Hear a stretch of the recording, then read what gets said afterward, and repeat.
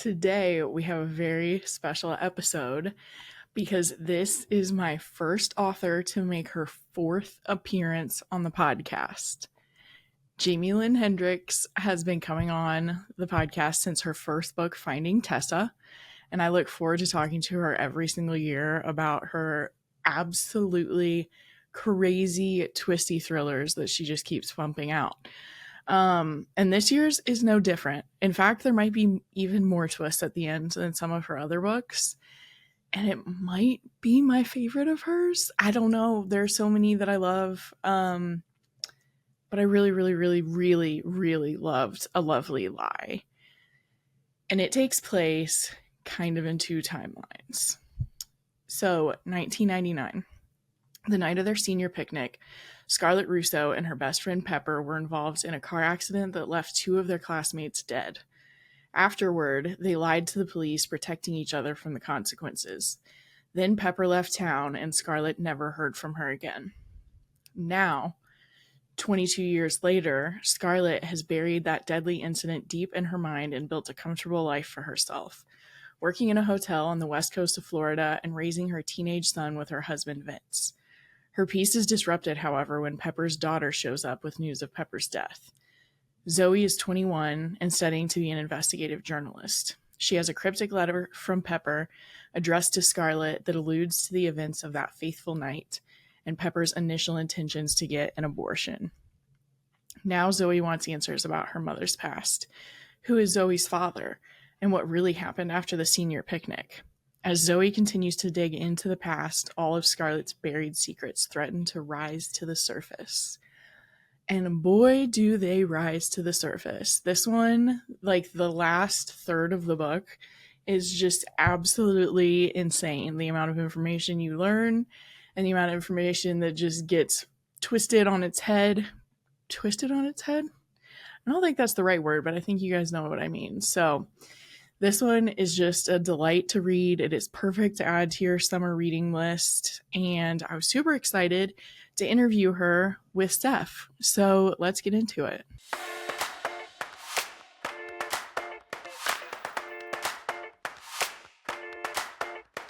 I just had so much fun reading this one. So much fun.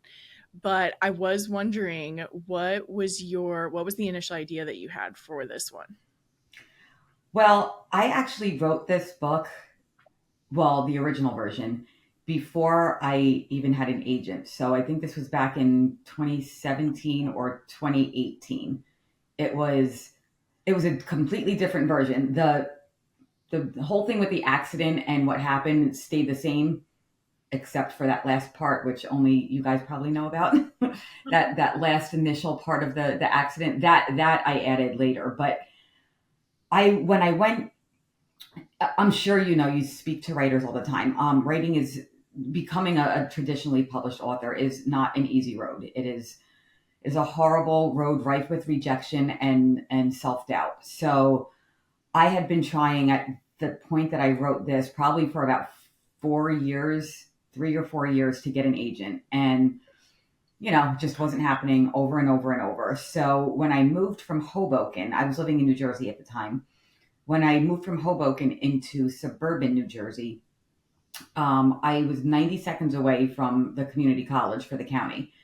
So I said, you know what? What do I have to lose? I'm just going to go. I'm going to bring my newest manuscript, and I'm going to take creative writing, and I'm going to workshop it with everybody there who are, trying to be writers as well.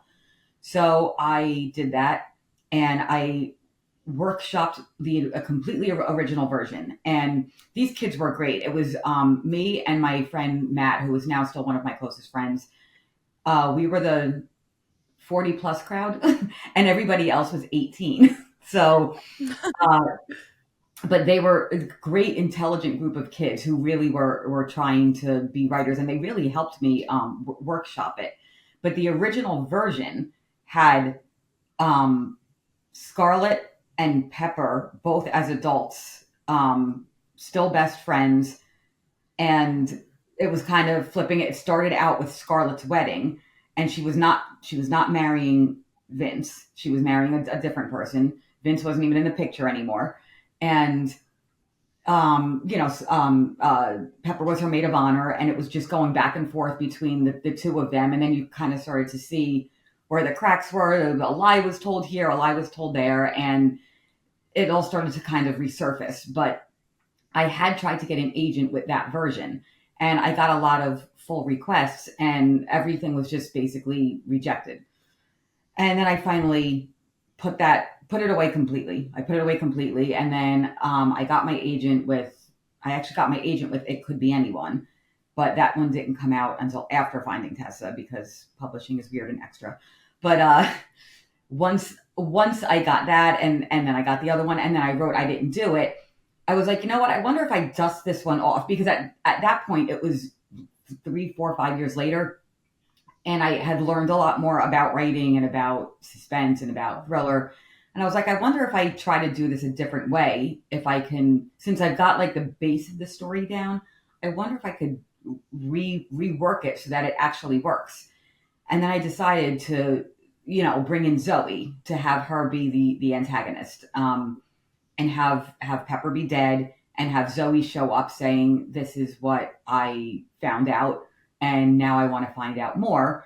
And I thought that worked better to kind of ratchet up tension. And that's kind of why I also put Scarlett with Vince, because I thought that was kind of a fun way to, bring the past into the present. I thought it worked better that way. And then when I gave it to my agent, she read it and she said, I think it needs a little bit more suspense in it. Like maybe Scarlett has to feel like they're trying to kill her or something. And I was like, I don't know. I'm like, just give it to my editor. I'm like, if she has a problem with it, I'll do whatever she says. I've had the same agent for it'll be 5 books now. So I trust her. So whatever she wants to do with it, she could do with it.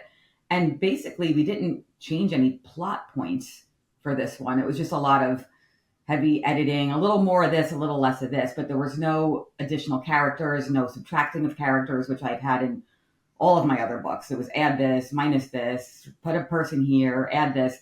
This one kind of stayed pretty much the same. We just tightened it up. We ratcheted stuff up. But I got the idea because I really I love reading those stories where it's like something bad happened in high school and now you're adults and everybody thinks everything is great. And I like one thing, I'll just tie this in real quick. I'm sure, everybody gets like a Crime Reads article out that kind of ties into their book on their launch day. So I have one coming out about how, it ties into books that do the same type of thing, where it's something happened in high school and now it comes and bites them in the butt as an adult. But I kind of tied it into social media and how we didn't have it back then and how we could have been running around being little homicidal teenage murderers back then, and nobody would have known because you can't track us. You can't, there's no evidence. So with them finding out, with everybody finding out, it was because of the rapid admission of things as it kept on coming out. And as Zoey dug into things, it wasn't because, oh, we tracked your phone and we found out, oh, we popped up this video about what happened. Oh, this was on CCTV. So I kind of like the teenager part kind of being left in the dark, and there was no cell phones, there was no social media. It was I missed that time. Yeah. I mean, I love you guys, but I really miss what it was like not having every single thing recorded, and it was just a better, different time, I think. Yeah. I was just listening to a podcast this week where they were talking about how they're so glad that like Ring cameras weren't a thing because like kids Mm-hmm. can't sneak out anymore. Yeah, So exactly. it's like totally reminding me of that too. You always have like the best stories about like where your ideas came from. Like I feel like you always surprise me with your answers. So that's crazy that you like had the idea so long ago and that Yeah. you just kind of like were able to rework it a little bit. Did it Publishable. take That's place what in we call it. Florida in that initial one, or did you change that when you moved to Florida? No, I've had a place here since 2012. It was just like a weekend place. So I've been coming to St. Petersburg for like a dozen years. So I knew the area pretty well already. So I decided, because most of the things that I had written already were in either New Jersey or New York City, because those were the only 2 places that I lived. So I figured, I'm like, this was the first story that I wrote about Florida. Because and again, it was like 2017, 2018, right around there. And I was like, hey, I know it. Why don't I just do something in Florida this time? Make it, different and fresh. I think this got contracted because, again, publishing is very slow. I think this got contracted when I still lived in New Jersey. And I Yeah. didn't move here permanently until August of 22. So maybe it got contracted right after I moved here. I Hmm. can't remember the dates of everything anymore. My brain is mush. Right. Oh yeah. But I definitely knew the area, but I was living in New Jersey when I wrote it. I was definitely when I wrote it completely from beginning to end, the original version, it all took place in Florida, but I was living in New Jersey. Nice. Oh my gosh. It's the perfect summer book. Like even though you wrote it in New Jersey, it feels so Florida. And it Yeah. feels it's gonna be so perfect, like the weather, the humidity, all of the cool, like the way you described the hotel and the seashells and everything just felt so Florida to me. I think the release date is so perfect for the summer.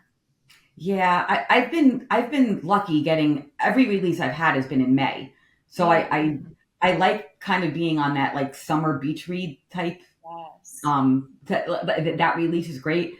I'm hoping one day I want to write. I don't want to write a Halloween book because Yeah. that's like the thriller everything. Like I don't want that's just too much competition. But I'm thinking Yeah. hopefully one day it's going to be like murder at a Christmas party or something, and I'll see if I could like maybe get that release kind of right around like Thanksgiving ish, just to, and then I can make it like a wintry book, which I hate. I do not like. I do not like cold weather at all. But I lived enough of it. I lived 40 something years in New York and New Jersey, so I could probably write it pretty authentically as far as cold and Hmm. snow and misery, and how that could drive somebody to kill someone. Yeah. New York winters are no joke, is what I hear. Yeah. Yeah, totally. Um, who was your favorite character to write in this one? Oh, um, I can't say that person. Okay. Cool. um, We can't give spoilers. because as you know, Kate, Uh-huh. I love writing horrible characters. I because Yeah. I love books where the characters are up to no good. That's my Mhm. favorite. I don't need to like to or relate. I don't need to like or relate to every single character. I actually Mhm. love seeing a terrible character who is causing drama and doing horrible things, and I like to see them get their comeuppance. And I like to root against somebody more than I like to root for someone, if that makes sense. So that's why I like Yeah. writing.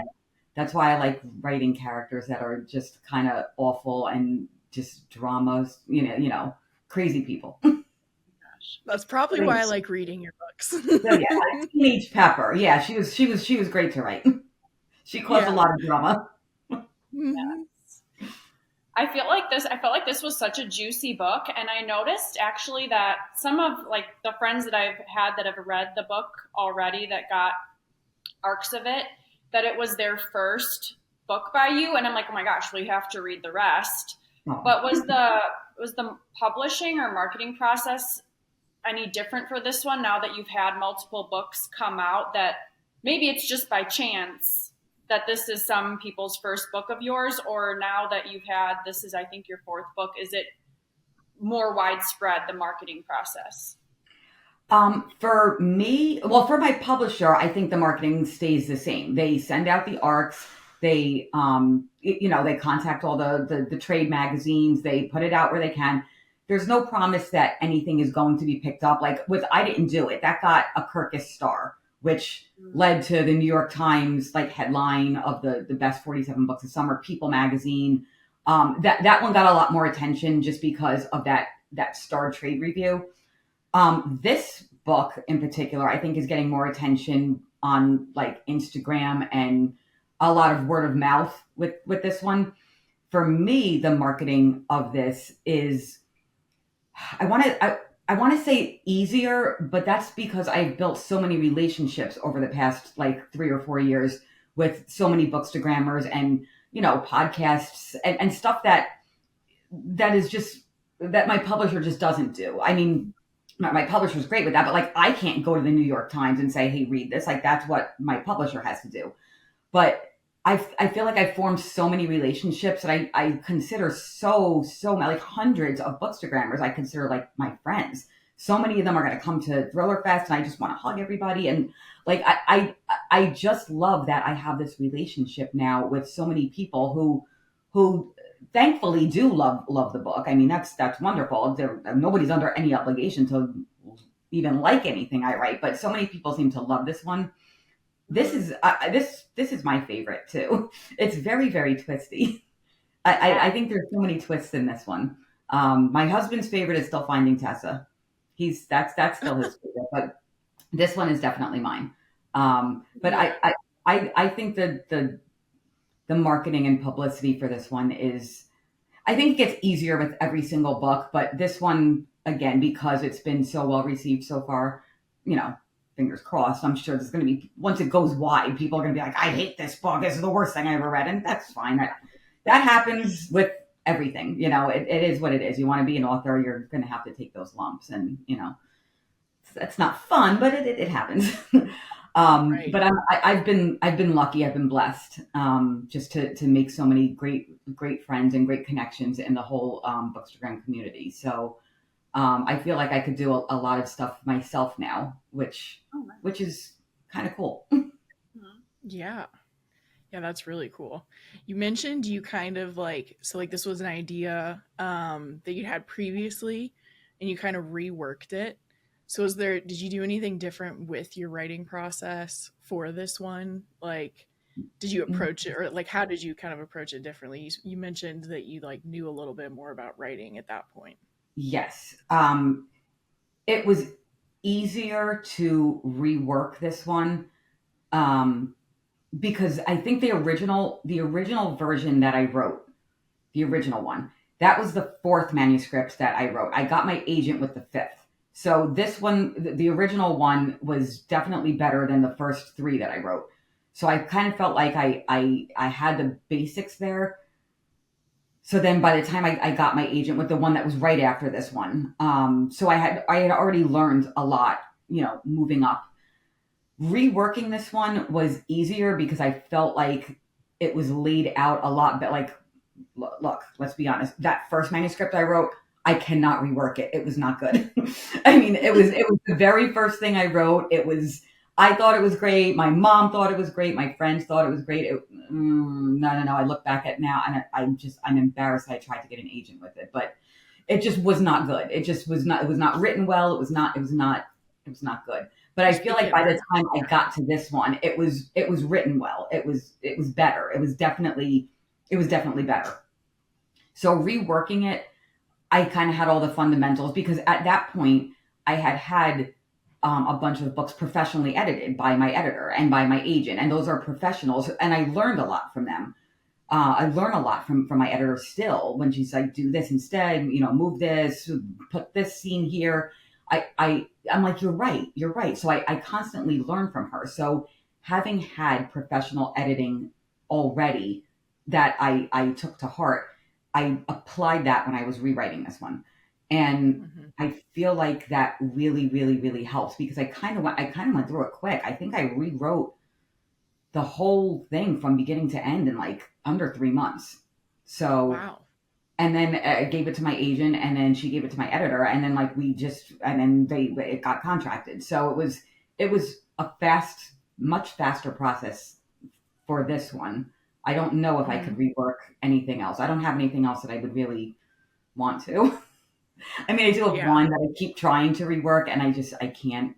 I try. I love the story. I love the twist. I don't know. I've been trying to make it publishable because I read so much, but I can't get there yet. I'm not saying I'm never going to, but I just haven't yet. I try every once in a while. When I get bored of what I'm writing, I'm like, maybe I'll go back to this one and see if I can mess around with it a little. And sometimes it works. And I'm like, oh, this is going to be good. And then I get bored with that one and I go back to the other one. So yeah, I'm weird like that. No, I don't think that's that weird. You definitely know what works with what you do publish. So it Yeah, makes I sense that you're definitely know just like, what this just isn't doesn't. ready. Yeah. Yeah. Yeah, With totally. your books, you have such, I would say, when I first started getting back into reading, It Could Be Anybody was one of my first books back. And having such a large cast, it was one of the first books I had read like that. And then I kind of got used to your style as I started reading more of them. But my question with that book, I Didn't Do It, A Lovely Lie, do you always have your full cast in your head, or do you create more characters to be able to accomplish what you need to accomplish? Yes, the second part. I don't outline. I'm sure you guys heard of Pantser and Plotter. I Oh do yeah. not plot. I do not plot. I get an idea. And I get a twist in my head. And then I kind of just word vomit. I'm just like, okay, like, let me see how any of this works. And I'll have like a main character. Obviously, you have to have at least a main character with, a purpose and, stakes and all that. So I usually write a chapter. I'll write the first chapter and then I'll say, okay, I know what the story is going to be. Now, who do I need as the supporting cast? And then I kind of invent this part. Like this person, this one has to be this way to play off of my main character's insecurity, and then this one has to be this way to play off of be the support, or to be the love interest, or to be somebody who's gonna end up killing you later or trying to kill you. But I have to I definitely let the story go out of nowhere, kind of. And then the characters come in and they tell me what they're going to do, because I feel like if I plotted something in advance, that I would pigeonhole my characters into just being who the outline says they're going to be. And as I write, things grow. I change whodunits. In every single book, I have changed who the actual murder person was, like the killer or whatever. I've changed that in every single book, including this one. I changed it in Finding Tessa. With It Could Be Anyone, it was all of them at some point before I finally settled on who actually did it. With I Didn't Do It, that was, I changed that. I changed the ending about who, the killer and all that was. I changed it in A Lovely Lie. It used to be the exact same thing without that last teenage point of view. I added that in and I was like, oh, I really like this. But I never would have plotted it that way. As I wrote, I said it makes much more sense for it to happen this way. And that's why I like just pantsing. Because I do have characters come out of the woodwork and say, I need to be in your story. And this is what I'm going to do in your story, whether you like it or not. Yeah. But I think that's great. Yeah. Love it. Yeah, I remember you saying, I feel like it was you who said, because like you kind of like to surprise yourself just as Yeah. much as like if you were reading the book, that like Yes. even as you're writing, you're like, oh, like it keeps it engaging for you to write it that way. Yes. There was that one part in It Could Be Anyone where two of the characters ended up doing something together, and I did not know that was going to happen. I literally wrote the sentence and I went, oh my god, I can't believe what they just did. And like, but again, if I would have just plotted it out, it never would have happened that way. I like when my characters surprise me. It's Yeah. fun. It's fun. Yeah. I like having no idea what's going to happen. I feel I like I'm know. reading it while I'm writing it. I'm like, I have no idea Yeah, what's going sometimes on. when I'm reading, I like think of you like sitting there writing and being like, oh, like being as shocked as I am at the same moment. Yes. Yes. Yeah, that is so cool. Um, did you write this one? I feel like I know the answer actually because I think I asked you about Finding Tessa, but did you write it linearly because it does bounce back and forth between time, or did you Yeah. kind of write those just as like the way the book is written? Well, no, this one I bounced around a lot because Mhm. I do remember in the original version, it was like most of the high school chapters, I did not have to rewrite. Only like that, those last few points of view, because those were added in. But most of the high school chapters are the same from the original version, because like I said, the way the accident happened and the the manipulation and the relationships and everything, that all stayed the same. So I didn't have to, I mean, I edited them, I tightened them, I changed a couple of things, but those pretty much stayed the same. So that part was kind of done. I was really only writing in the present for this one. So I didn't have to go back and forth, but I believe in the original version, I did write out of order because I was so excited about how I was making everybody die and the relationships that were happening back then. I did write that out of order. I definitely did, because it was almost a completely separate story, but when you kind of interweave them and splice them together, it becomes, past, present, and then you have to. Oh, and I added in the interviews and the phone calls. That part, that's at the end of every chapter. That was added in the new version, which I liked, because you don't get the backstory until part 3. So you don't really know what was going on in high school until the last part of the book. But I liked putting in those little snippets because it was kind of foreshadowing, and you saw how they were clearly, truly lying about what was going on, because how they would describe something in their adult life, and this is telling somebody what happened, and then it goes back to the interview, and it's like, that's not what they just said as an adult. They're lying. They're lying. Everyone, but are they lying then, or are they lying now? So, that's why I love unreliable narrators. Yeah, as a reader, that part reminded me of. No, go ahead. Oh, sorry. I was just saying, as a reader, that just made me want to keep going so much. Just what's that? I don't know. So I think that was awesome. What are they doing? Yeah. That part reminded me of.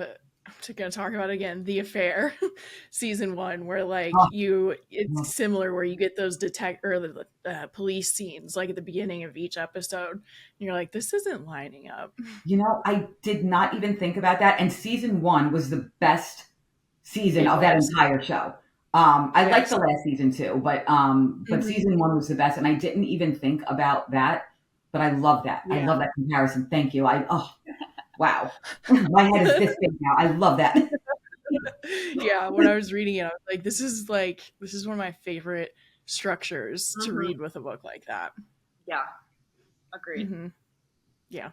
It's interesting now knowing that, knowing that you wrote this a while ago, or especially the past storyline, because one of my questions was how much did you love writing 90s teenagers? In the beginning, you kind of said how there wasn't as much technology back then, which is exciting. But as a person that kind of grew up in that time frame, was that extra fun? Because some of your other books, they're all mostly present and adult characters. Yes. Yeah, it was definitely fun. It's something it's something I want to do again eventually. The one that I'm writing now there's stuff that happens in the past and stuff that happens now, but it's only not maybe 10 years ago. Mm-hmm. So all of this stuff there's already social media, there's cameras everywhere, there's phones, there's texting. So it's different because I have to be careful because that stuff was there. So I have to be careful about what they're really trying to get away with, because they probably could get caught. So I have to be careful there. But I did like going back. One of the things that when I was talking to, it was one of my critique partners, when I had the thing about the very first scene that when they were shot back to high school and they were drinking vodka out of the Poland Spring bottles. She actually put a note in there and said, "I'm surprised you didn't say a Snapple bottle." And then the Snapple bottle came 2 pages later, how somebody was drinking something that's out of, and I was like, oh my God, that's so funny, because I like how it was relatable when it was, I had the vodka in the Poland Spring bottle, but they were like, oh, well, we need Snapple, but it was already there. I do remember that. And I had to look up when Teenage Pepper was saying how she was going to be famous and blah, blah, blah, and how she wanted to go to the Emmys and the Oscars. And I was like, oh my God, like who was like super famous? And she was like, who was super famous in 1999? And she was like, I want Matt Damon on my arm for the Oscars and James Van Der Beek on my arm for the for the Emmys, because those were like the two like super famous people in 1999. So it was fun, like going back and with the Backstreet Boys they were listening to and like all this stuff. It was fun because I graduated high school in 1990 something, and it was before 1999. But I was still, I was like running around to the bars and stuff in 1999. So, and I was still, very early 20s, very, very early 20s.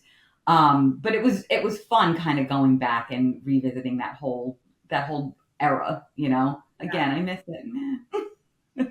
Yeah. I think we all do a little bit. Yeah. Yeah, I think having the little nostalgia pieces, and whenever I read books that have pieces from like the 90s or early 2000s, I think that just brings a little extra joy. And so, like, you love the story no matter what, but that just like is a little icing on the cake. Yeah, I know. It really was fun. And that's why, like, because I don't write YA, and I read the only YA I really read, Karen McManus. I love her books, but I'm not a YA reader, so I had to be careful, kind of making their voices authentic. But I was like, I'm not writing YA now. Oh, God forbid. I do not know what these kids talk about. I do not know what these words mean. I don't know anything. I am so square. Like, I have no idea what's going on. But it was easier to like tap into 1999 me, because that's kind of how I made them talk and how I made their voices and how I made their energy and what they were thinking about. I had already lived that, so that was easier for me to do. Like, I couldn't do a YA now. Sure. I mean, it was hard enough trying to write Luke.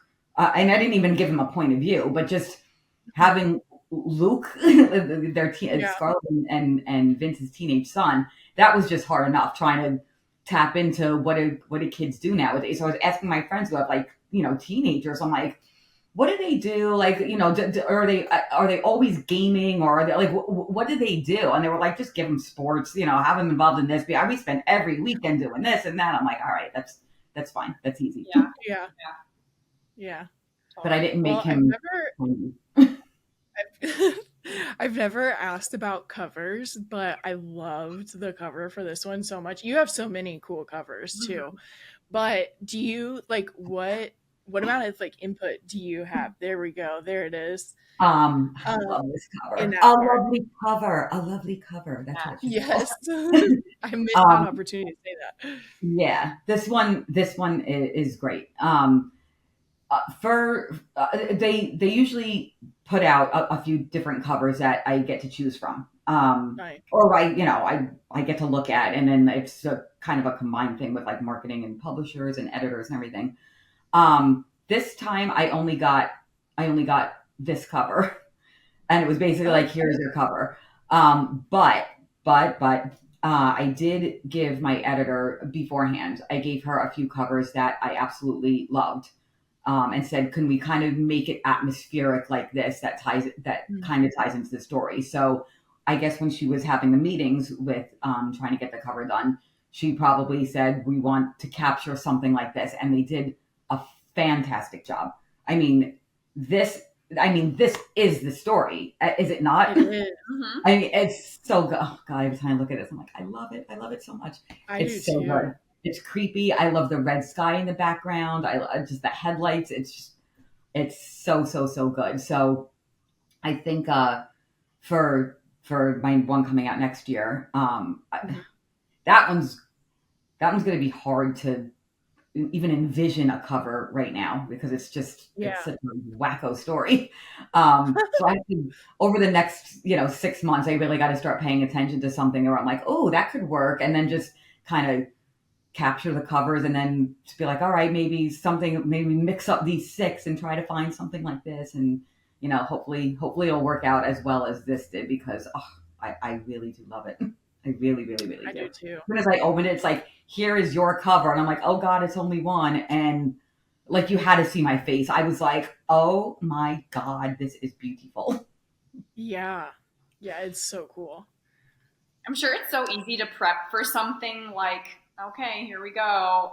We'll see. And then to have it be awesome has to be the best Yeah, feeling, like on the first try. exactly, exactly. I'm like, I would not change the colors, the a branch placement. I wouldn't change anything in this. It is absolutely perfect the way it's done. So Yeah. It I was really just is. so relieved and so happy. I was like, oh, this is because it just looks like one of those books that you just want to grab it and say, okay, let me read and see what it's about. So even if Yeah. you never heard of me or the book, it's just kind of like, oh, this looks creepy and weird. So I'll see what this is about. So that's why I think it's just very attention grabbing. Yeah, it really is. And I like anything with pinks in it, so I there's that know part. pink is very big. Pink is very, very, Yeah, pink and purple are have been very, very big this year, I which is know. very Loving cool. it. Yeah. Yeah. So Well, I know you read as much as us, if not more. You might read more. So what have you been reading recently that you love? I just finished She's Not Sorry by Mary Kubica. oh yeah. That was actually one of the covers that I gave too that I said I liked. Hers was purple with the bridge. Mm-hmm. And I was Yeah. like, and I love that cover. So I was like, oh, maybe something like this, because that was very atmospheric. And after reading the Yes. book, that totally captured the entire story. So that was a perfect cover. Yeah. I loved One Wrong Word by Hank Phillippi Ryan. I loved that book. I have the three that I'm dying for, dying for. That I literally have such grabby hands and I cannot wait to read these. Um, if Something Happens to Me by Alex Finlay, that comes out on the same day as A Lovely Lie. Yes. Dying for that Yep. one. Dying for The Haters by Robin Harding. And Mhm. I'm dying for The Hollywood Assistant by May Cobb. Oh yeah. So those Yes. three, I just know I'm going to love them. I know I'm going to love all of them. So I'm having a lot of FOMO because so many people have read them already. And I'm like, I'm waiting patiently. Yes, I know that feeling. Yeah, I'm the fine. Alex Finley one is wild the way it Oh, all comes honestly, so together. much I love just read it a it. couple weeks ago. I Yeah, can't wait. I'm super excited for the Hollywood Assistant too. I just got it on NetGalley, but I'm mostly reading them in order, so it's Okay. coming up. Yeah. It's coming up for me. And We wait, what ordered do I that feel one in the like theaters, and I'm so excited. I feel Yeah. like I finished something else too that Oh I yeah. really loved and I can't remember. I've had a lot going on, with the whole personal stuff. So, Oh yeah. um, Totally. yeah, so I'm becoming very forgetful. But I know there was something else that I recently read. Was it an arc? Was it a blur? Was it something I blurred? I It's like all the memes that are like, oh, go ahead. There what it was. It's a debut. It's a debut. My agent asked me to read it, and it's, uh, we have the same agent, and the debut is coming out, I think, in October. Okay. Um, and I loved it, and I can't remember the name or the author right now, but I loved it. I gave it this fantastic blurb. You know Hmm. what? Let me let me see.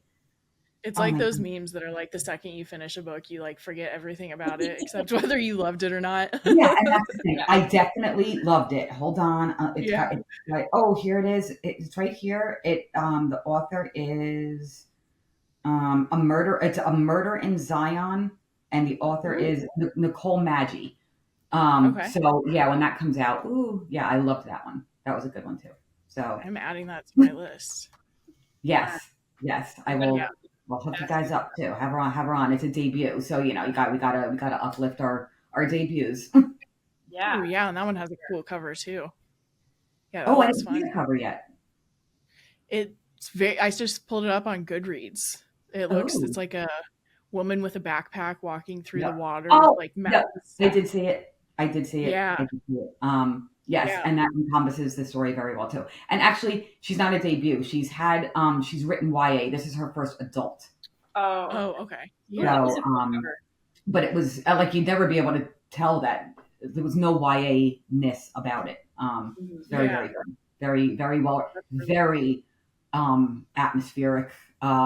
You could tell she knows her stuff about the entire, the parks and all that stuff. That was a really Yeah. good one. So that's I'm another always one. surprised because I am like the least nature person you'll ever meet.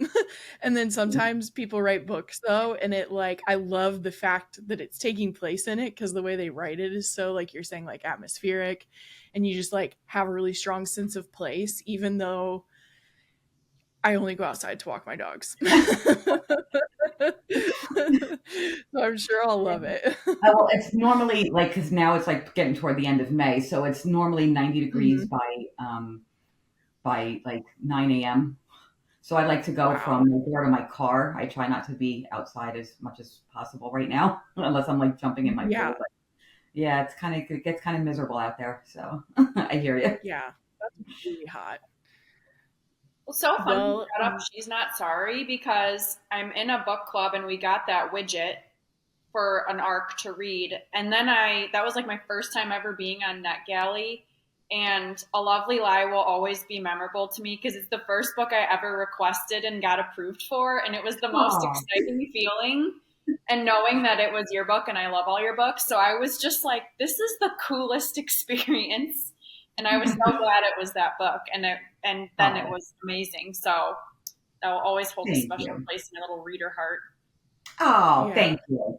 That's gonna have a special place in my little author heart. So excited to get my copy though, hopefully in the next couple weeks. Yeah. Yeah. Yeah. Well, where should people follow you to stay up to date since you have more coming? Um, at Jaime Lynn Hendricks author on Instagram. I am at author JLH on X, Twitter, whatever we call it. Yeah. My Facebook page is Jaime Lynn Hendricks dash author. I do not yet have a TikTok. I know. I think I told you last year. I'm getting it this year. I promise. I just haven't done it yet. I know I have It's to. a whole other thing. I know. It's just more social media. My God. Right. I'm on Threads at author JLH, just same as X, Twitter, or whatever. But I'm not really on Threads. I don't get Yeah. it. So Yeah. Yeah. I'm I, most I active don't on either. Instagram. Most active on Instagram. Yeah. So that's the best place to interact with me and find me. Um, and then Yeah. all these wonderful podcasts I got coming up. I have anybody in the Florida area. I have a TV spot for the reading segment on Fox 13 Tampa on my launch day, which is May 28th, around maybe 12:15 p.m. I will be on Fox 13. And my book launch party for anybody in Florida. Well, it's sold out. Yay! My book launch party sold out. Yay. Nice. But that's at Book and Bottle in downtown St. Petersburg next Sunday. So if you're around, just walk around and come by and say hello. Yeah. That is so exciting. That's awesome that it sold out. Yeah. Yeah, it did last Um, year too. I but had no yeah. idea. A friend of mine was like, I tried to get a friend from Pilates. She was like, I tried to get tickets and it sold out. I was like, it is. I was like, it was so Oh my exciting god. to me because this was the first time that I had Yeah. a ticketed event party. So that was so exciting. Yeah. I was like, oh my god, it sold out. And then this one sold out. This one sold out like a week and a half ago, and the party's not even for a week. So I was so excited. Like, oh Wow. my god, people are coming to see me. Yay! Congratulations. Right? That's awesome. If I was in Florida, I would come, Same. but I might Fine. melt. You would So, leave your house and everything. yeah. Well, thank you so much for talking with me again this year, and I can't wait to Always. have you on next year too. Same time So next nice year. to meet you.